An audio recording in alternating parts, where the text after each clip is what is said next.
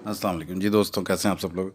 दोस्तों, एक कहानी ऐसी है हमारे बर सग़ीर की कि जो हम बचपन से सुनते हैं, उसके बाद फिर हम आपस में उसको डिस्कस भी करते हैं। ये बर सग़ीर में आप पाकिस्तान कह लीजिए, हिंदुस्तान कह लें, उसके बाद बांग्लादेश कह लीजिए, और मैं इसके अंदर अफ़गानिस्तान और ताजिकिस्तान को भी ऐड करना चाहूँगा क्यों। 400 साल पुरानी कहानी है, तो उस वक़्त के हिसाब से अगर देखा जाए तो ये सब इसमें शामिल होते हैं। और यहाँ के लोग इस कहानी को बार बार एक दूसरे को सुनाते हैं।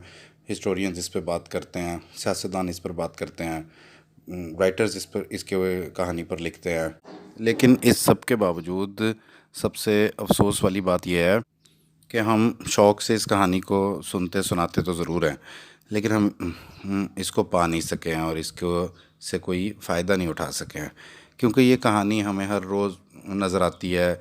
हमें देहातों में नज़र आती है, हमें न्यूज़पेपर में नज़र आती है, हमें ख़बरों में नज़र आती है, और हत्ता कि हमें इंडिविजुअल फैमिलीज़ में नज़र आती है। तो दोस्तों, कहानी शुरू करने से पहले एक दुआ करूँगा कि अल्लाह पाक हमें इसको समझने और अमल करने की तौफ़ीक अता फ़रमाए। तो दोस्तों, कहानी शुरू करते हैं। कोई 400 साल पहले की बात है कि एक मुल्क में एक बड़ा बादशाह हुआ करता था। बादशाह भी क्या, वो तो शहनशाह था, क्योंकि पाकिस्तान जैसे कोई 5 मुल्क उसकी सल्तनत का हिस्सा थे। और फिर उसके एक बेटे ने तो एक बड़ी अमीर रियासत, जिसको हीरों का मुल्क कहा जाता था, उसे भी फ़तह कर लिया था। और इस मुल्क के हीरे पूरी दुनिया में फ़रोख्त किए जाते थे। तो दोस्तों, इस बादशाह की बहुत सी बीवियां थीं, लेकिन सबसे ज़्यादा वो जिस मलका से मोहब्बत करता था वो उसकी पहली बीवी थी, जो कि उसके 9 बेटों की माँ बनी। तो बादशाह अपनी सल्तनत का निज़ाम अपने बड़े 4 बेटों के सुपुर्द कर दिया था उसने, और ख़ुद अपने मरकज़ में शहनशाही किया करता। तमाम बेटे हर साल अपने इलाकों से खराज और महसूल इकट्ठा करते और शहनशाह को मरकज़ में पहुँचाते, और फिर बादशाह उन बेटों के इलाकों और उनकी आर्मी का निज़ाम वगैरह संभालने के लिए जो मुनासिब समझता, वो उनको ज़रूरत के हिसाब से ख़ुद अपनी मर्ज़ी से दे देता। उसको खिलत कहा जाता था। इस बादशाह का सबसे बड़ा बेटा माँ बाप का बहुत लाडला बेटा था। तो बादशाह उसकी माँ से अक्सर कहा करता था कि मलका, याद रखिएगा कि ये बेटा ही कल शहनशाह बनेगा मुल्क का, और मैं इसको ही अपना वलीअहद बना लूँगा। इस बेटे को बादशाह ने मुल्क की सबसे ज़्यादा ज़रख़ेज़ ज़मीन, जैसे हम दरियाओं की ज़मीन, और बहुत बड़ा इलाका उसको दे रखा था, उसका गवर्नर बना रखा था। और दूसरा बेटा जो उससे छोटा था, तो उसका मुल्क का रकबा भी बहुत बड़ा था, और उसकी जोग्राफ़ियाई अहमियत बहुत ज़्यादा थी। वो उसके मुल्क के मशरिक़ में वो एक बहुत अहम मुल्क का गवर्नर था, जो कि उसका जोग्राफ़िया ये था कि उसमें दरिया थे और उसके बाद फिर समंदर था, जिसके ज़रिए से तमाम मुल्क की जो तिजारत है वो वहाँ से हुआ करती थी दूसरे मुल्कों में। करीब करीब मुल्क थे, तो उस लिहाज से भी वो एक काफ़ी रेवेन्यू वाली रियासत थी। तो ये शहज़ादा भी बड़ा रेवेन्यू जो है बाप के पास लेकर आता, और फिर उसके बाद खिलत भी इसको भी ज़्यादा मिलती। तो बाकी जो 2 भाई थे, उनके मुल्क का उनको जो है मुल्क का दरमियानी हिस्सा दिया गया था। एक भाई को शुमाल का इलाका मिला था और एक को जनूबी इलाका मिल गया था। और जो चौथा भाई था, सबसे छोटा भाई, जिसको शुमाल का इलाका मिला था, तो उसकी इलाका भी थोड़ा ज़रख़ेज़ था, और यहाँ पर भी पूरे मुल्क में जानवरों का कारोबार भी किया जाता था। तो कुछ रेवेन्यू ये भी बाप के पास ले जाता। तीसरे भाई का रेवेन्यू काफ़ी कम होता था, क्योंकि वो उसका इलाका ज़्यादातर पोटोहारी और इस तरह का सिलसिला था, ज़रख़ेज़ नहीं था बहुत ज़्यादा।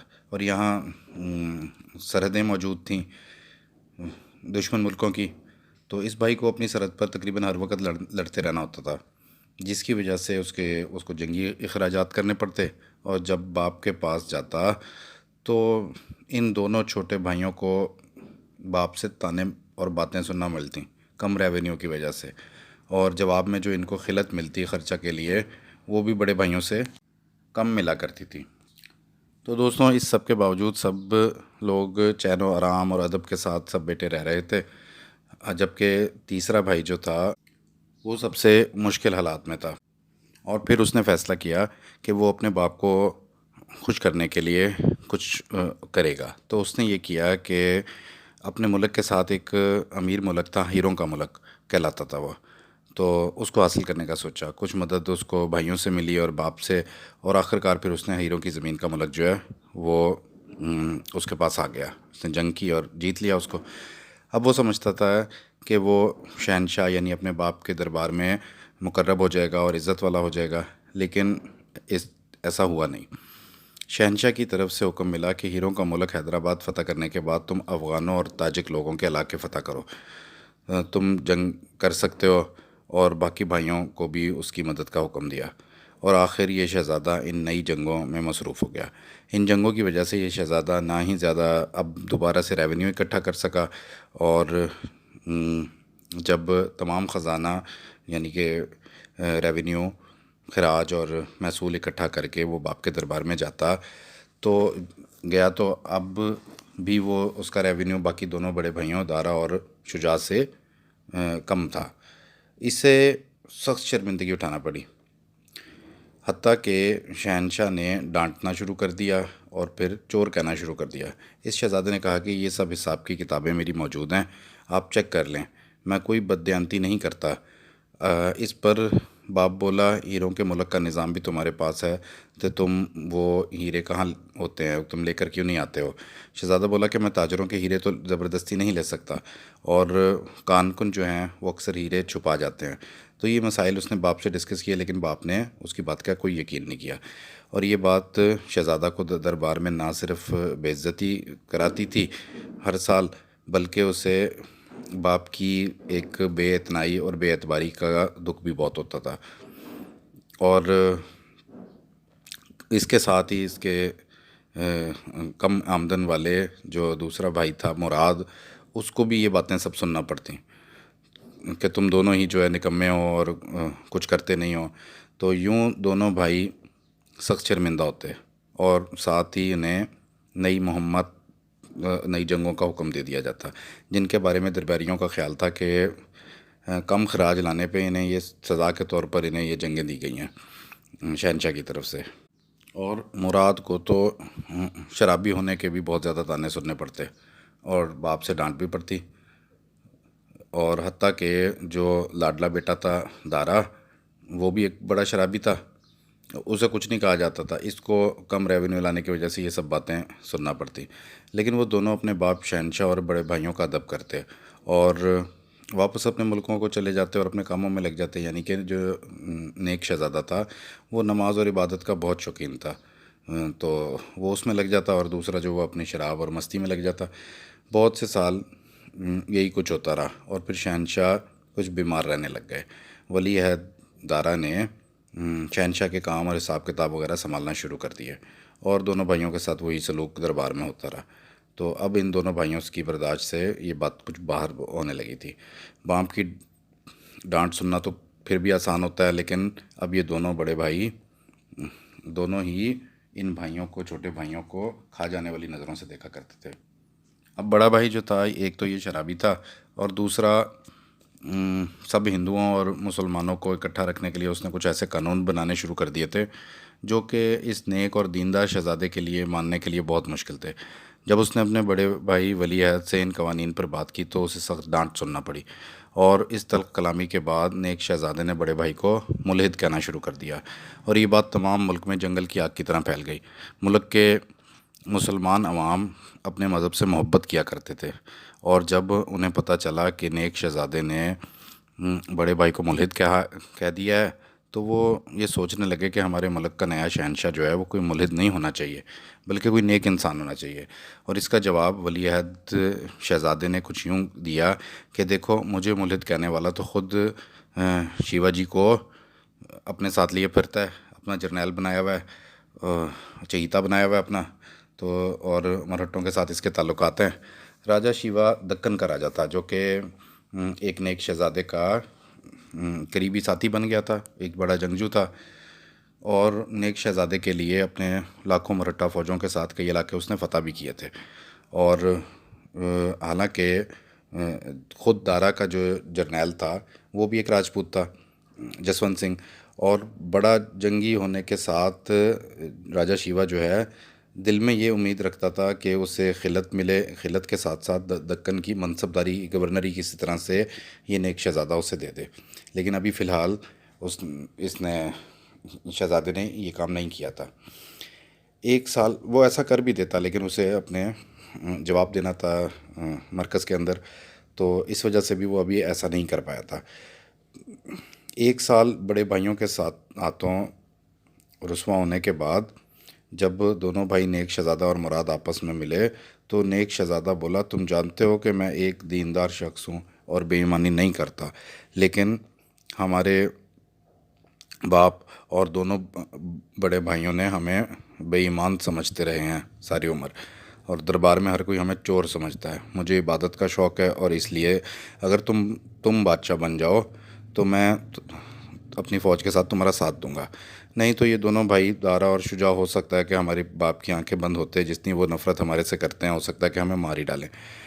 اور مراد کو یہ بات سمجھ میں آ گئی، اور وہ بولا کہ میں تو اتنا طاقتور نہیں ہوں، زیادہ جنگی تجربہ تو آپ کے پاس ہی ہے، تو اس جنگ کے لیے جو ہے تمام کمان جو ہے آپ سنبھالیں، اور میں اپنی فوج کے ساتھ آپ کے ساتھ ہوں گا۔ اور یوں شروع ہوتی ہے بغاوت۔ بغاوت سے قبل کوئی نہیں جانتا تھا کہ مراد نیک شہزادے کے ساتھ مل چکا ہے۔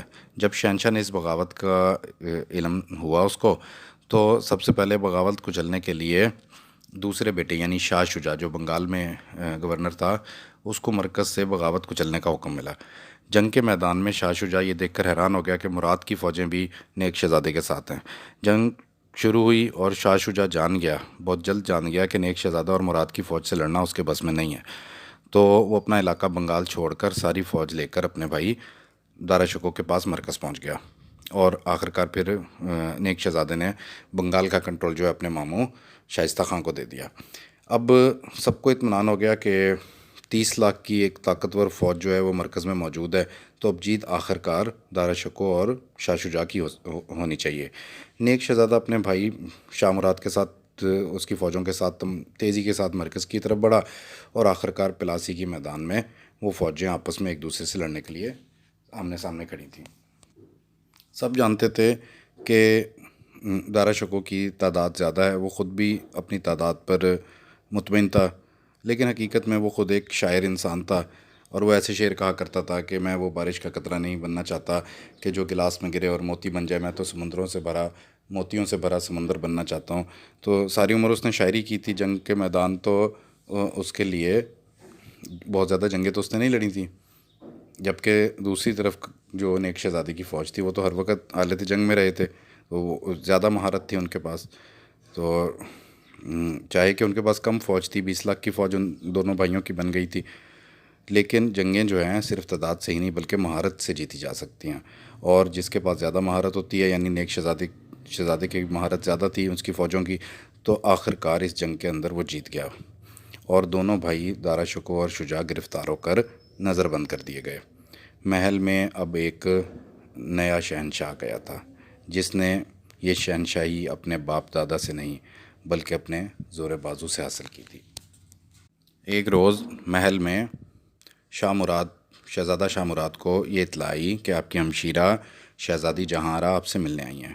شہزادہ مراد نے اپنی بہن کا استقبال کیا اور پھر دونوں بیٹھ کر باتیں کرنے لگے۔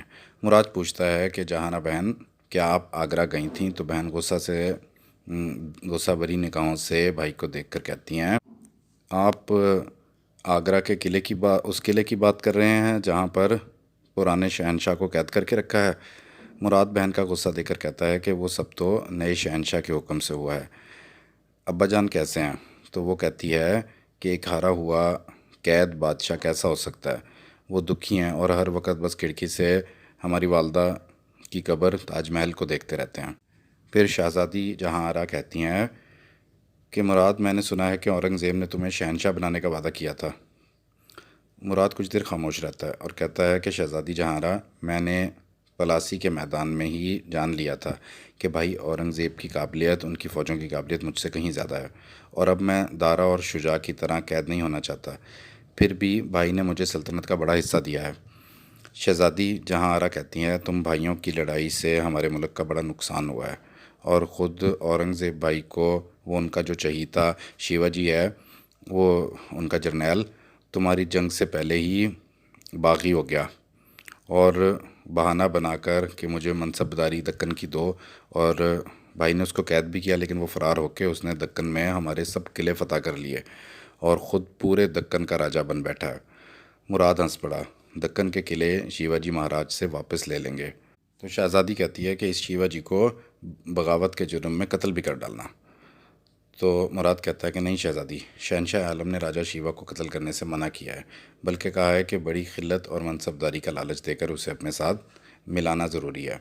شہزادی پوچھتی ہے کہ وہ اس بغاوت کے بعد بھی اپنے چہیتے کو جرنیل کو نہیں چھوڑنا چاہتے۔ تو مراد کہتا ہے کہ اگر ہم نے راجہ شیوا کو قتل کیا تو دکن کے مرہٹہ راجہ ہمارے خلاف ہو جائیں گے، اور پھر یہ کہ راجہ شیوا اور اس کی فوج کی ہمیں ضرورت ہے۔ اسے معاف کرنے کے بعد تاجک اور افغان علاقے اسی سے فتح کروانے ہیں۔ میں شیوا جی کو جانتا ہوں، وہ لالچ میں بہت جلد بک جاتا ہے، اور یہ بات ایک قابل شہنشاہ ہی کر سکتا ہے، اسی لیے شہنشاہ عالم نے مجھے یہ حکم دیا ہے۔ شہزادی تھوڑا جل کر کہتی ہے، تم تو اپنے بھائی کے دیوانے ہو گئے ہو، اس لیے کہ اس نے تمہیں سلطنت کا ایک بڑا حصہ دے رکھا ہے۔ مراد کہتا ہے نہیں، بھائی اورنگزیب نیک انسان ہے، وہ حافظ قرآن ہے اور تہجد گزار ہے، اور ملک کی عوام انہیں پسند کرتی ہے، اور میں تو ایک شرابی ہوں، اور پھر دارا بھی تو شرابی تھا، لیکن ہمارے والد نے اسے شراب پینے کی سزا کیوں نہیں دی؟ اس لیے نا کہ وہ ابا جی کا زیادہ لاڈلا تھا۔ مراد اپنے دل کی بات کہہ ڈالتا ہے۔ شہزادی کہتی ہے کہ وہ سزا تو شہنشاہ اورنگزیب تمہیں بھی دے سکتے ہیں۔ تو مراد کہتا ہے ہاں میری بہن، یہ تو میں جانتا ہوں، میں جس دن بھی شراب پیتے پکڑا گیا شہنشاہ مجھے سزا ضرور دیں گے، اور ہو سکتا ہے کہ میں چند ہی کوڑوں میں مر بھی جاؤں، لیکن میری بہن یہ مت سمجھنا کہ شہنشاہ اورنگزیب نے مجھے قتل کرایا ہے، یہ سوچنا کہ میری شراب نوشی نے مجھے مار ڈالا ہے۔ شہزادی کہتی ہے مراد میں تم سے کچھ پوچھنا چاہتی ہوں، وہ یہ کہ مجھے ایک بات سمجھ نہیں آئی۔ بھائی دارا شکو ایک طاقتور بادشاہ تھے، اور شاہ شجاع کے پاس بھی کم طاقت نہیں تھی، تو مراد تم آخر اورنگزیب بھائی کے ساتھ ہی کیوں ملے؟ اور اگر تم کو شہنشاہ نہیں بننا تھا تو تم دوسرے طاقتور بھائیوں کے ساتھ مل جاتے، جبکہ مرکز میں ہمارے والد شہنشاہ اعظم بھی موجود تھے۔ مراد کچھ دیر خاموش رہنے کے بعد کہتا ہے، شہزادی جہاں آپ کی اس بات کا جواب آپ کو آگرہ جا کر ہی مل سکتا ہے، اور میں تو کہتا ہوں کہ آپ جلد آگرہ چلی بھی جائیں، ابا جان کو آپ کی ضرورت ہے۔ ہاں، آپ کے سوال میں اس وقت صرف اتنا ہی کہوں گا کہ مجھے لگتا ہے کہ میں بھی بھائی اورنگزیب جیسا ہی ہوں، اور ہاں شہزادی آپ ابا جان کو ملیں تو میرا سلام کہیے گا۔ شہزادی جہاں جانے سے پہلے بولیں ٹھیک ہے، کہہ دوں گی کہ شہنشاہ اورنگزیب عالمگیر کے بھائی فاتح پلاسی شاہ مراد نے آپ کو سلام بھیجا ہے۔ یہ بات سن کر شاہ مراد سر جھکا لیتا ہے۔ کچھ دن بعد شہزادی جہاں آگرہ کے قلعے میں اپنے باپ شاہ جہاں کے پاس موجود تھیں۔ دروازہ پر دستک ہوئی، شہزادی نے پوچھا کون ہے؟ تو آواز آئی، شہنشاہ عالم اورنگزیب نے آپ کے لیے کھانا بھیجا ہے۔ شہزادی نے دروازہ کھول دیا، کھانا میز پر رکھ کر دربان چلے گئے۔ ایک کنیز بادشاہ شاہ جہاں کے ہاتھ دھلانے لگی، تو بادشاہ شاہ جہاں کو شہزادی جہاں آرا کے رونے اور چیخنے کی آوازیں سنی۔ جب بادشاہ شہزادی کے پاس آیا تو بادشاہ شاہ جہاں بھی دھاڑے مار کر رونے لگا۔ سامنے کھانے کی تشتریوں میں دارا شکو اور شاہ شجاع کے سر کٹے ہوئے رکھے تھے۔ بادشاہ شاہ جہاں روتے روتے بے ہوش ہو گیا، اور جب ہوش میں آیا تو دیکھا کہ تشتریاں جا چکی تھیں۔ بادشاہ کو ان کے بستر پر لٹا دیا گیا تھا، اور ساتھ ہی شہزادی جہاں ابھی بھی رو رہی تھیں۔ باپ کو ہوش میں واپس آتا دیکھ کر وہ باپ سے لپٹ گئیں اور بولیں، ابا جان، عالمگیر اور شاہ مراد نے میرے بھائیوں کو مار ڈالا۔ شہنشاہ شاہ جہاں بیٹی کے سر پر ہاتھ رکھا اور روتے ہوئے بولے، نہیں میری بیٹی، انہیں میرے بیٹوں کو ان کے بھائیوں نے نہیں مارا، انہیں ان کی باپ کی ناانصافی نے مار ڈالا ہے۔ یہ سن کر شہزادی جہاں آرا کو محسوس ہوا کہ وہ سوال جو انہوں نے شاہ مراد سے کیا تھا انہیں اس کا جواب مل گیا ہے۔ السلام علیکم دوستوں۔